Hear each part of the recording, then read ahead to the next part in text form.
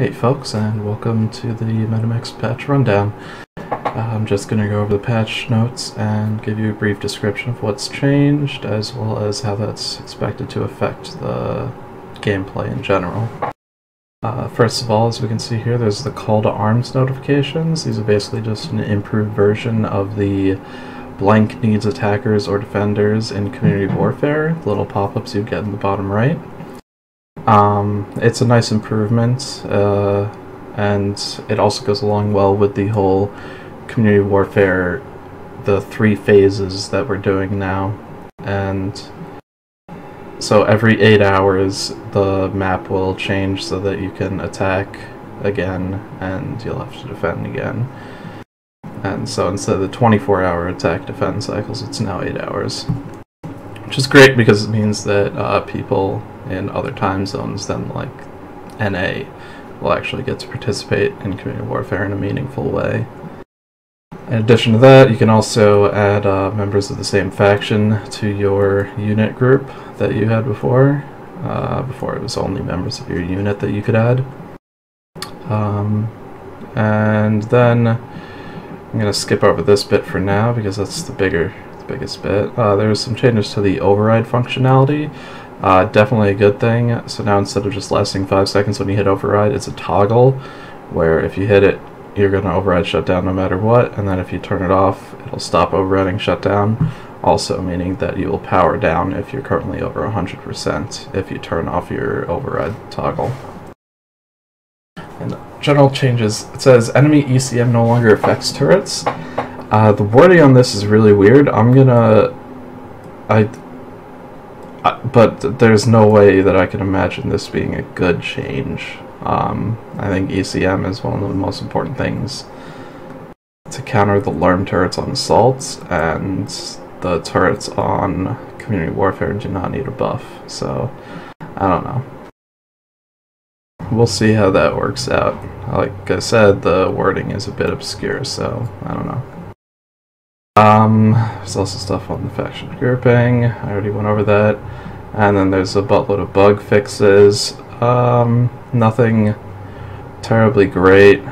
No big issues that have been fixed as far as I can tell. And so now that basically brings us to the meat of the patch, which is all these new clan variants. I gotta say, alright, well first of all, basically almost every clan mech in the game did get a new variant. I think the Hellbringer is the one exception, as I recall.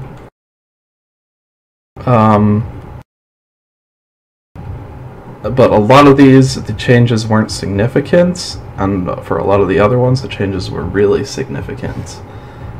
And in general, the ones that were weak stayed the same, and the ones that were strong got even stronger. There's a couple exceptions, like the Gargoyle has improved decently, as well as the Warhawk. But other than, and the Nova, I guess, got a slight little bonus to it, but other than that, there's really not a whole lot that changed in a good way for the meta, as far as I can tell. But we'll go over the different new variants here. Which new variant is this? The B.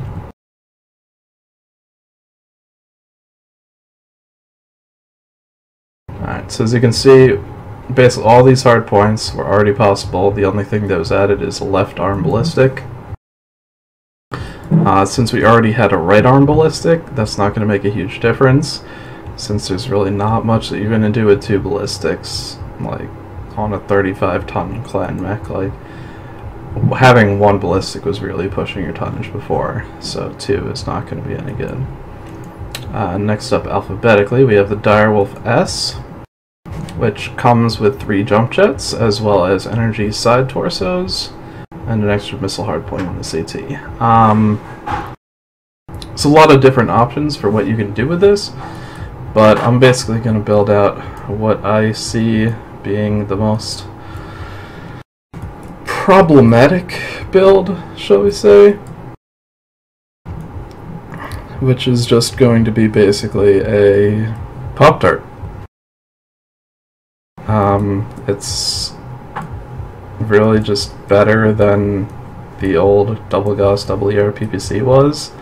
I don't think that Pop-Tarting is a terribly viable strategy in a direwolf. I think that it's going to run you into some trouble, because I haven't had the chance to test this myself, because I'm not going to be buying this stuff myself, because I just think their marketing, pricing model, all that crap is bullshit. But I doubt that it will be able to fly high enough, especially considering the Highlander can't. So I think that it'll be more used, the jump jets will be more used for maneuverability and to get like a slight edge over a cliff, which is where this will really, you know, come to fruition. So yeah, as you can see, it's got 2 Gauss, 2 ERPPC, nothing really new there. 6 tons of ammo should be more than enough in any normal game. And there's also going to be a head laser. There are some people who were saying things like that since we have the energy side torsos, that there are going to be builds that are going to use all 14 energy hardpoints. So that, I say, bollocks. That is absolutely absurd. It's just way too hot no matter what energies you put in there. It would have to be like small lasers as backup for like your Gauss rifles or something, but there's no way there's going to be a viable full laser vomit direwolf. I think this is much more likely to be the problem that we see. Alright, next up alphabetically is the Gargoyle, I guess. So let's check this out. First we'll look at the new variant. It's got 6 energy in the right arm, 1 ballistic in the left arm, which is, it's pretty solid. But then if we look at what you can do when you mix it with other variants, you see an actually decent build emerge. Very, very similar to the old Nova build, 12 ER small lasers. But where you're going to see the difference is that this is actually somewhat capable of brawling. It's a 80 tonner and has that armor, and it also has way more heat sinks, as you'll see soon. Basically, you can fill up all these slots with heat sinks. It would be better if it had endo, not ferro, but it's gonna work anyways.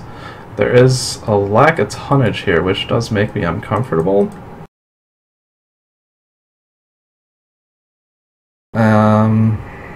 And to the point where I'm like considering dropping a single small laser so I don't have to sacrifice anything and I can just take an extra little bit of tonnage, but for the sake of this video, I'll just take armor off the legs and put it in the TC. So now you're looking at 60 firepower. Obviously you're going to want to fire your left side, being the left arm in the CT, as one group, and your right arm as another group, for the most part. You're going to look at 7.2 sustained DPS and almost 20 maximum with a 40% cooling efficiency, which is pretty nuts, I gotta say. Plus you do get the side-to-side arm movement and the TC, and then you gotta factor in your small laser cooldown and range modules. And I think it could be kind of a decent build. All you have to do is watch out for Ghost Eat, and the weapon groups shouldn't be too difficult to manage at all. Since there's just 2 of them, you just can't fire them together. I mean, you can. Probably won't even overheat. I haven't checked the exact numbers, but it is inadvisable to Alpha Strike. Alright, so next up is the Ice Ferret. The D is what we're looking at. Also, a lot of this stuff that I'm doing right now is going to be in tomorrow's tier list update, which I will be doing to take into account the new clan variants, as well as just look at tiny shifts that have happened in the last while. Alright, so the Ice Ferret D comes with a left arm, energy and AMS.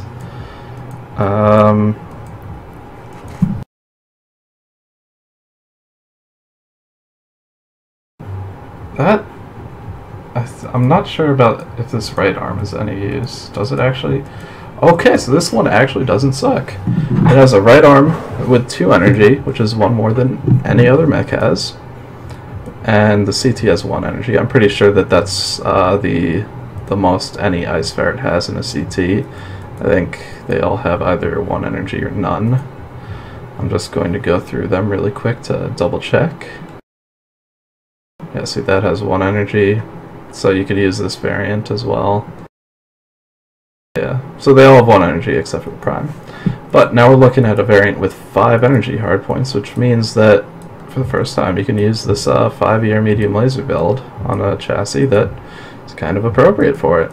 Got 4 extra tons. I'm gonna say you do want to take that targeting computer anyways, but you get those 3 extra double heat sinks. I think this is it's not a sick build. It's not amazing, but I would say this is definitely the best build for the Ice Ferret.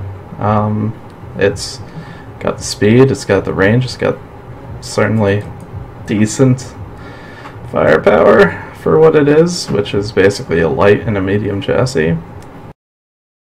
It is still really hot though, and it's still going to suffer the whole thing about it's a 45 tonner without quite enough weapons for a 45 tonner.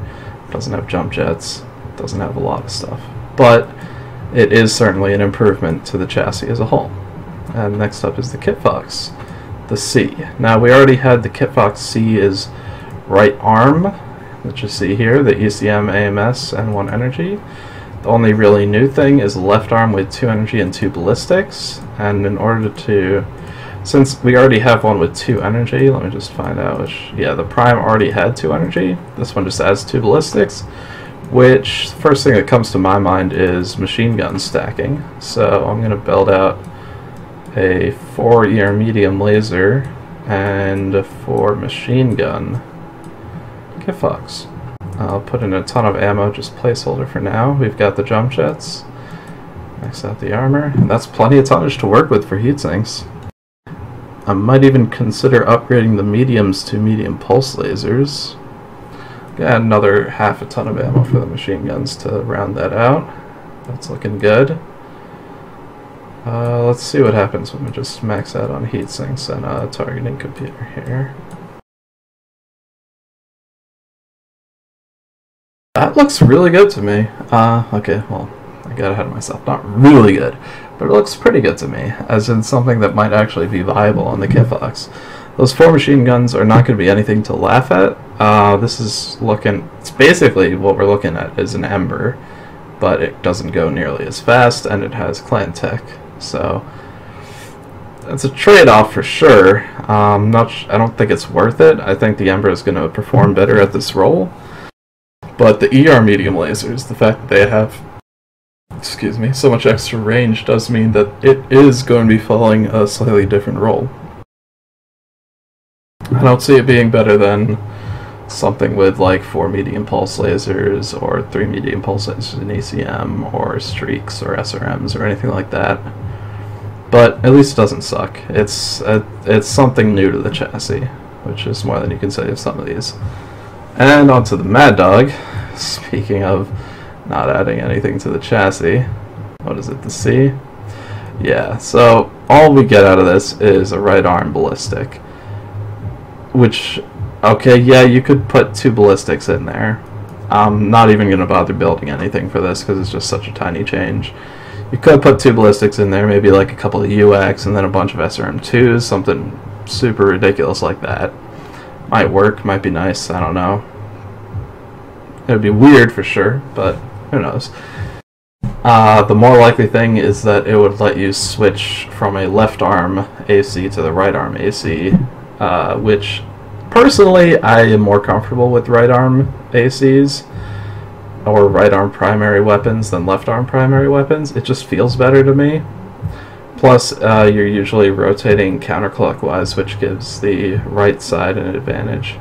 So I think that it is again, it had something a little nice to the chassis. Another little option, but it's not a huge deal. It is not a huge deal at all.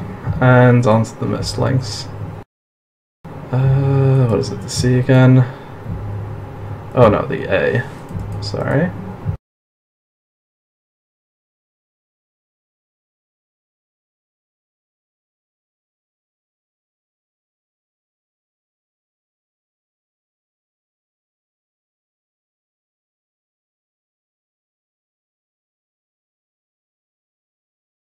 Alright, so for the A, sorry about that. Let's look at what we've got. We got energy and 2 ballistics, which 2 ballistics, and I guess it's different. And this one has energy and 2 AMS, but offensively, we're not talking about any extra power at all from the Mistlinks A.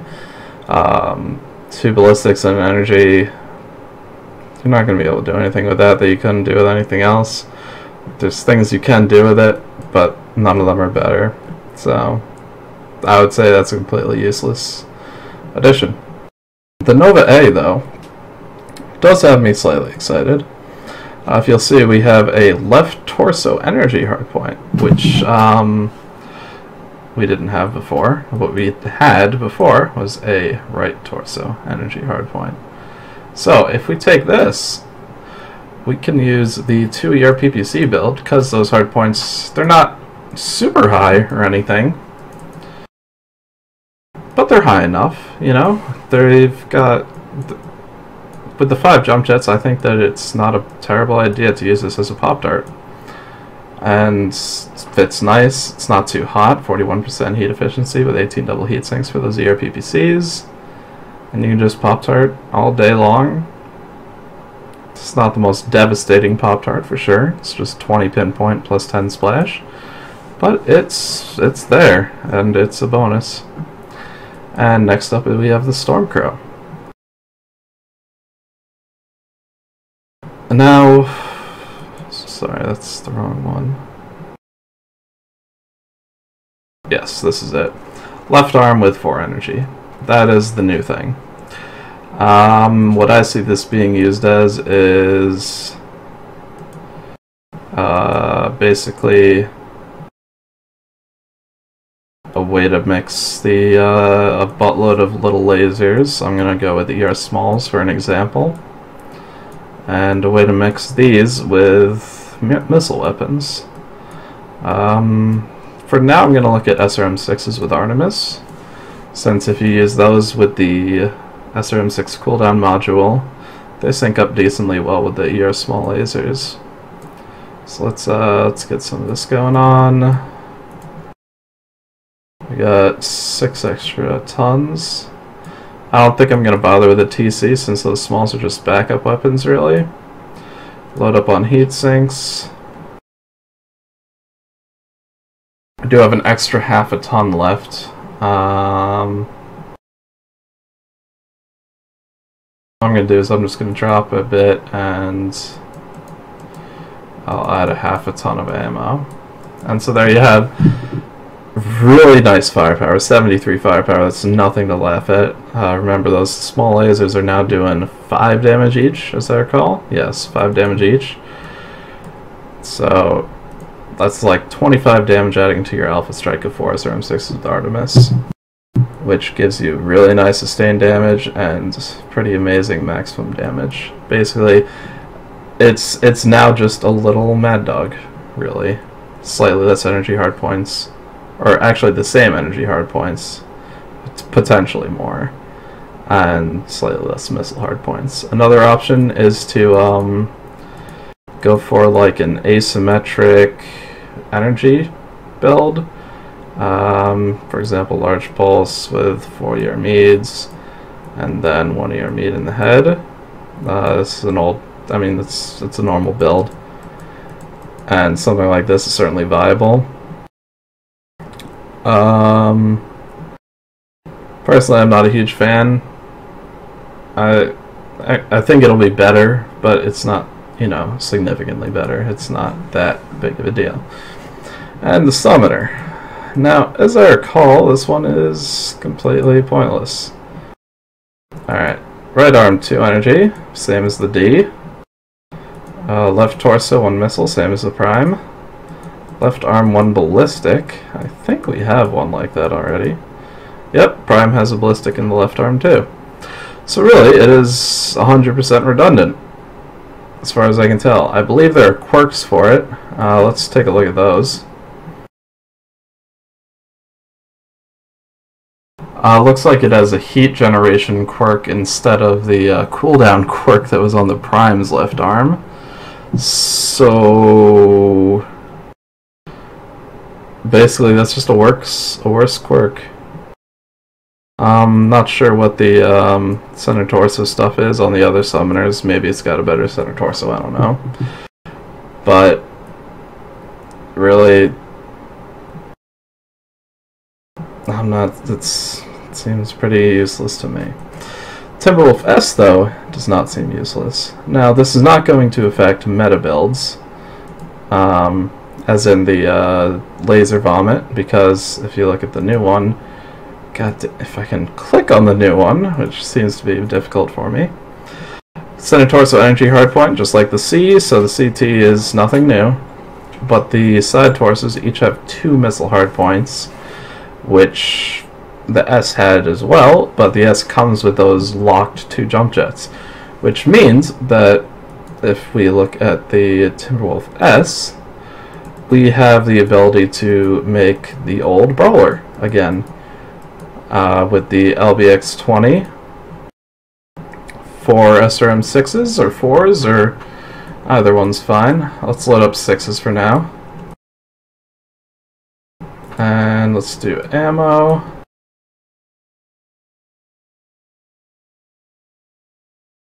And I'm going to do armor real quick too.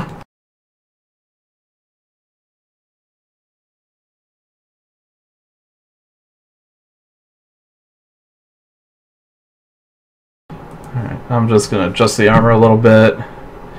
And it's a really good brawler. Like, look at the DPS numbers. That should be a pretty clear clue to how monstrous it is in a brawl. An alternative is to use SRM4s, and you get like 2 small lasers in the left arm, and it's like, I think it might be a bit better. You get some very similar DPS and all that crap, but the point is that you no longer need to have 5 or 4 jump jets in order to get 4 missiles anymore.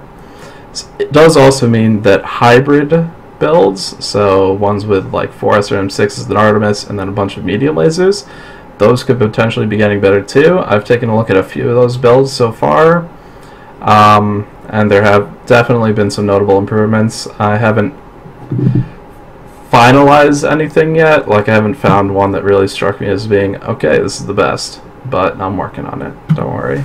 Tomorrow. Alright, so what's up next? This is the Warhawk, and I believe this is the last one. Yeah. Oh yeah, and also the side torsos on the Timberwolf, they don't have that brutal missile cooldown stuff. And the left arm has an energy heat gen quirk, which is pretty badass. Seriously, it's pretty badass. Okay, so let's move on to the Warhawk. God, it's fucking strong. Alright. So the new one is the C. Big thing here, as I'm noticing, is a center torso with an energy hardpoint. I'm going to take a look at the quirks real quick. Nothing too big a deal. Alright, so what I figure is probably the biggest thing on this is going to be this set of hardpoints with Laser Bomb. We get an extra energy hardpoint over what we had before, so that means that we can do 2 large pulse, 3 meads, and a Gauss, which is basically a Timberwolf Laser Bomb plus a Gauss. I think that is just badass. I really do. I think I don't think it's going to make it viable competitively. I think it's going to make the Warhawk way better in a pug setting, though. Just way, way better. So this is like the basic build I had. There's a few variations you can do on it.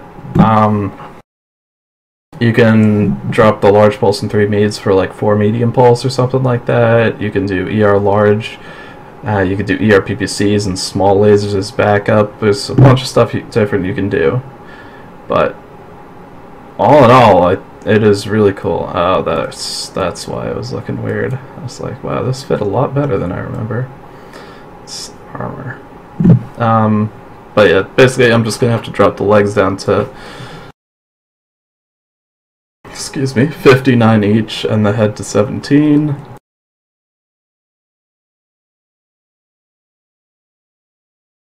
And then there you go. There you have it. It's pretty good build. It's obviously not a direwolf, but it's a pretty good build.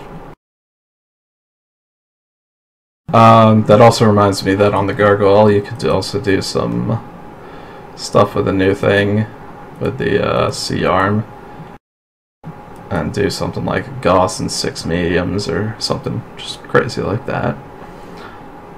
Although I think Gauss 6 mediums would be too much. I think Gauss 4 mediums is probably still your best bet, but hey. Anyways, that's pretty much it. There's a lot more options that I haven't gone into detail on. Tomorrow I will be updating the tier lists, and I will just generally be playing around with this stuff a lot. I am not buying these mechs yet. Cards on the table. Good chance I'm not going to buy any of them ever until they're released for MC and C bills. Just because I can't, like, I just can't do it. I do have moral objections to the pricing, but also like I've already torn through my gaming allowance, and I don't want to violate my rules, so I'm not going to be buying these. But yeah, thanks a lot for watching, and I'll see you tomorrow when I update the tier list. Bye bye.